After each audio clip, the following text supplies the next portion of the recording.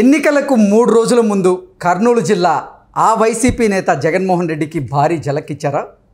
ఆ నేత ఇచ్చిన ఝలక్తో జగన్మోహన్ రెడ్డి ఏం చేయాలో పాలుపోక సతమతమవుతున్నారా అంటే అవుననే సమాధానం ఇస్తున్నారు కొంతమంది రాజకీయ విశ్లేషకులు. ఈ నేపథ్యంలో ఇదే అంశానికి సంబంధించి మనతో మాట్లాడేందుకు ప్రముఖ రాజకీయ విశ్లేషకులు కృష్ణకుమారి గారు మనతో ఉన్నారు. మేడంతో మాట్లాడదాం. Madam, hi madam. నమస్తే. కర్నూలు జిల్లాలో ఒక కీలక నేత, వైసీపీ నేత జగన్మోహన్ రెడ్డికి భారీ ఝలక్ ఇచ్చారని, దాంతో అసలు జగన్మోహన్ రెడ్డి ఆ జిల్లాలో ఏం చేయాలో అర్థం కాక పాలుపోని పరిస్థితుల్లో ఉన్నారు, సతమతం అవుతున్నారు అంటూ ఒక వార్త ఇప్పుడు సోషల్ మీడియాలో చక్కర్లు కొడుతూ ఉంది. ఏంటి మేడం దీని మీద మీ విశ్లేషణ? నేను చెప్పానయ్యా, ఒకరి తర్వాత ఒకరు తానే ఉంటారు, దానికోసం ఒక స్పెషల్ ప్రోగ్రాం పెట్టండి అని చెప్పా. మీరేమో నా మాట వినరు. ఇంకా ఉంటాయి చిత్రాలు. సరే, ఏది ఏమైనప్పటికీ కర్నూలు జిల్లాలో బుట్టా రంగయ్య గారు పార్టీ మారుతున్నారు. ఆయన ప్రధానమైన అభియోగం ఏంటి అంటే సీనియర్ల వేధింపులు తట్టుకోలేకపోతున్నాను. ఓకే, సీనియర్ల వేధింపులు అంటే ఏంటి పరిస్థితి అంటే, ఈ సీనియర్లు అనేవాళ్ళు మాకు డైరెక్ట్గా స్వర్గంతో కాంటాక్ట్ ఉంది అన్నట్లుగా కొంతమంది జ్యోతిషాలు చెప్పేవాళ్ళు, స్వాములూర్లు చెప్తూ ఉంటారు కదా, మాకు డైరెక్ట్గా స్వర్గానికి కాంటాక్ట్ ఉందని. అట్లాగే వీళ్ళు కూడా అధినేతలతోటి మాకు డైరెక్ట్ కాంటాక్ట్ ఉంది, అసలు తాడేపల్లి ప్యాలెస్లో మేము ఏం చెప్తే అది అన్నట్టు మాట్లాడుతూ ఉంటారు. అలాంటి వాళ్ళు ఏం చేస్తారంటే పాపం ఈ కింద స్థాయి వాళ్ళని బాగా చెడుగుడు ఆడుకుంటూ ఉంటారు. అట్లా ఒక పరిస్థితి వచ్చిన తర్వాత ఇక వీళ్ళు విసిగిపోయి ఏదో ఒక క్షణంలో వీళ్ళు పార్టీ మారిపోతారు. కాకపోతే గురి చూసి కొట్టాడు బుట్టా రంగయ్య. ఎలక్షన్ టైంలో గురి చూసి కొట్టాడు. ఎందుకంటే వీళ్ళు చేస్తున్న, వైసీపీ వాళ్ళు చేస్తున్న ఆగడాలు మామూలుగా లేవు కదా. ఎన్నికల పరిచయ సభల్లో మాట్లాడే విషయాలు కావచ్చు, అసలు పూర్తి అసత్యాలు. అసలు వీళ్ళకి నిజం మాట్లాడకూడదనే శాప మీదన్నా ఉందా అని అనిపించేటట్లు అన్ని అబద్ధాలు, అన్ని అసత్యాలు మాట్లాడటం. బుట్టా రేణుక ఇప్పటికి 2 సార్లు పార్టీ మారింది. వైసీపీ నుంచి తెలుగుదేశానికి, తెలుగుదేశం నుంచి వైసీపీకి మారింది. అలాంటి ఆవిడకి ఎంపీ సీట్ ఇచ్చారు.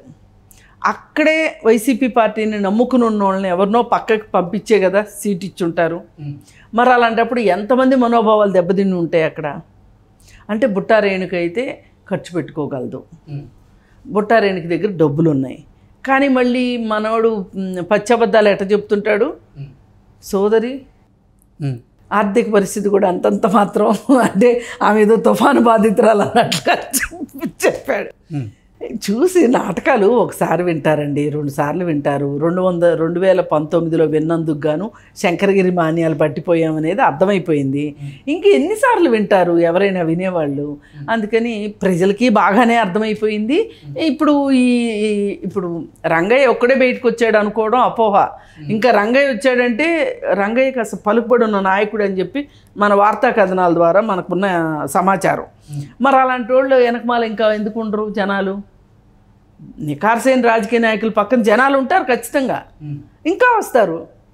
అసలు మామూలుగానే కర్నూలులో పోటీ చేస్తున్న బుట్టా రేణుకకి బాగా ఎదురుగాలికి వేస్తుంది అనేది సమాచారం. మరి ఇప్పుడు అదే సందర్భంలో ఇప్పుడు ఈయన బయటికి రావటం అనేది మూలిగే నక్క మీద తాటితు పడ్డట్టే, అది పరిస్థితి.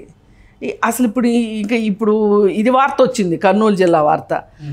జిల్లాకు 2-3 వార్తలు ఇట్లాంటివి వస్తూనే ఉంటాయి.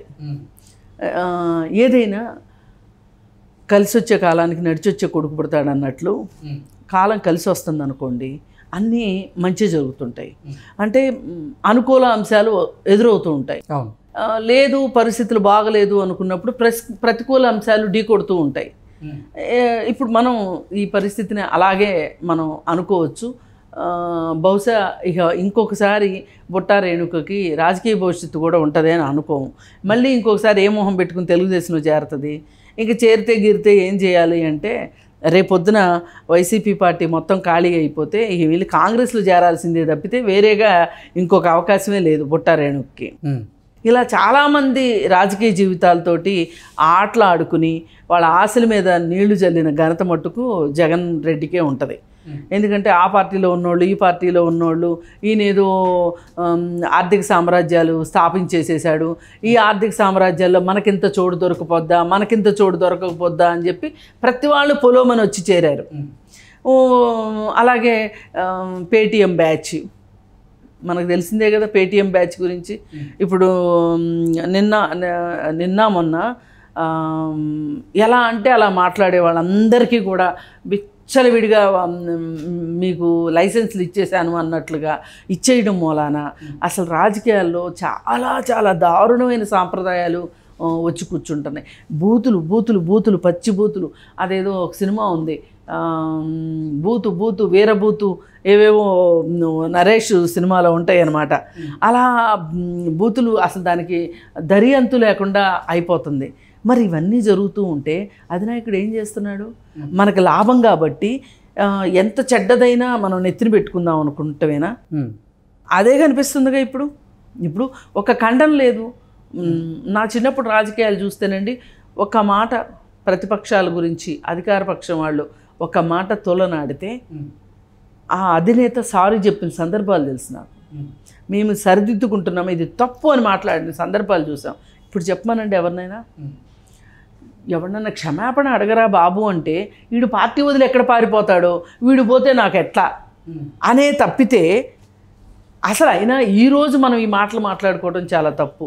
ఆ పార్టీ పుట్టిన దగ్గర నుంచినే ఆ సాంప్రదాయం లేకుండా పుట్టి పెరిగింది. సోనియా గాంధీని ప్రతి సవాళ్ళుతోనే జగన్ రెడ్డి జీవితం స్టార్ట్ అయింది.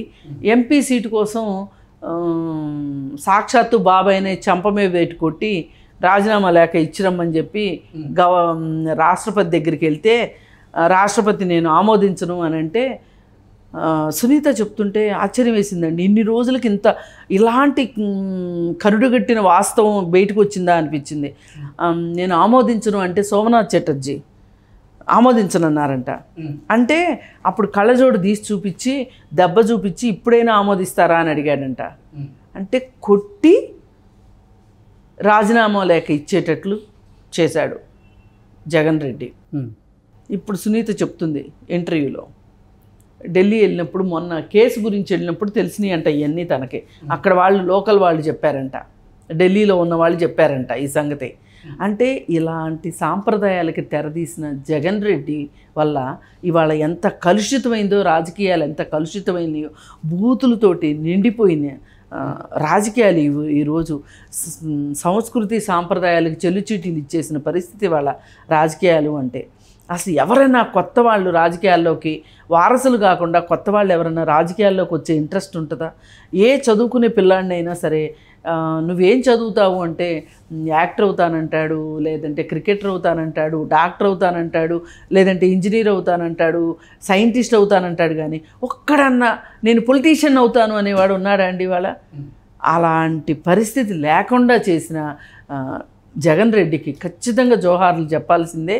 ఇప్పుడు ఆ పార్టీలో ఈ వెళ్ళిపోయే వాళ్ళందరూ కూడా ఏదో ఒక కారణంతో, అంటే వెళ్ళిన వాళ్ళందరూ గొప్పవాళ్ళని కాదు నా ఉద్దేశం, ఇక అక్కడ పొసగక, అక్కడ మెసల్లేక, అక్కడ ఊపిరి పీల్చుకోలేక బతుకు జీవుడా, బతుకుంటే రాజకీయాలు చేసుకుందాం, లేకపోతే లేదు అని చెప్పి ప్రశాంతత కోసమైనా బయటకు వచ్చే జీవాలు చాలా ఉంటాయి. మరి ఏది ఏమైనా బుట్టా రంగయ్య ఆయన భవిష్యత్తు రాజకీయం ఆయన ఏం నిర్ణయించుకుంటారో కానీ ఈ మాత్రమైన ఒక ధైర్యం ఉన్నవాళ్ళు రాజకీయ నాయకులుగా